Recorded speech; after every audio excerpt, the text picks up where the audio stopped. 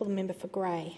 Thank you, Speaker. On November 1, this government's new Aged Care Act came into effect. And what did older Australians get? Confusion, chaos and higher costs. There was no proper education campaign, no clear communication about what these changes meant, just bewildered elderly Australians wondering why they're suddenly paying more than before for the same support they were already receiving. These changes have older Australians concerned that they will have to cut back on essential services because providers can now increase their costs. That's right, for 8 months providers can charge what they like for at-home services, as the government will not cap these prices until July 1 next year. What happened to, quote, no worse off guarantee that these changes came with? Older Australians are being forced to pick up essential services like help with housework, personal care and everyday living support. This is yet another broken election promise, one that comes with catastrophic consequences. And this doesn't include the thousands of older Australians who are still waiting for the care they deserve.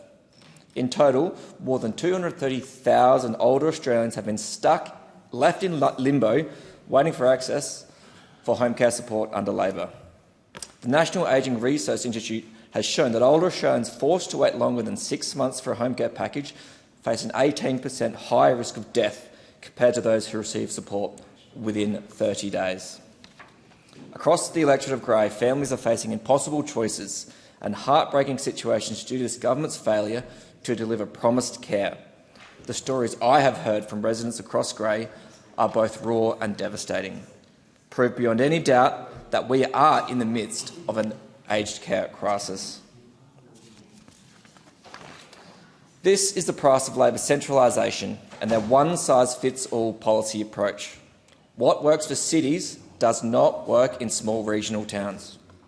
Where is the compassion for the spouse who can no longer visit their partner because daily trips are around 400 kilometres return?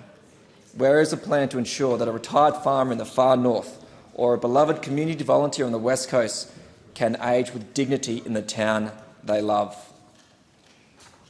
This is what people in Grey are experiencing every single day: the shortage of essential services from aged care to dental care and childcare. It is a failure of responsibility by all involved. This government's failure to deliver adequate aged care in regional Australia is a betrayal of trust and shows a lack of foresight. Real people with real needs have been left behind by a system that does not properly work for regional Australia. Spouses caring for partners while their own health deteriorates. Adult children forced to leave their carers to become full-time carers. Families stretched to the breaking point.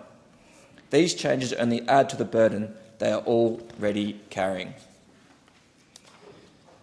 Speaker, when we talk about aged care in the electorate of Grey, we're not talking about statistics on a spreadsheet in Canberra. We're talking about the women who volunteered at the local CWA for 40 years, the farmer who built this community with his bare hands, the teacher who educated generations of our children. These are the people who have made our towns what they are today.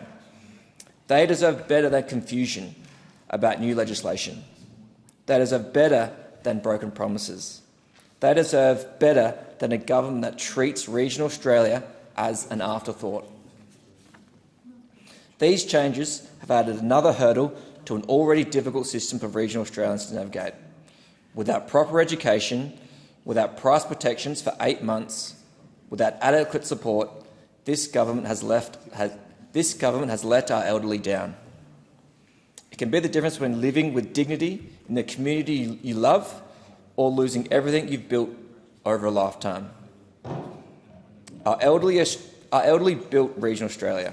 Now it's our responsibility to ensure they can age in it with the support and dignity they deserve. Thank you, Speaker. I thank the member. There being no further speakers to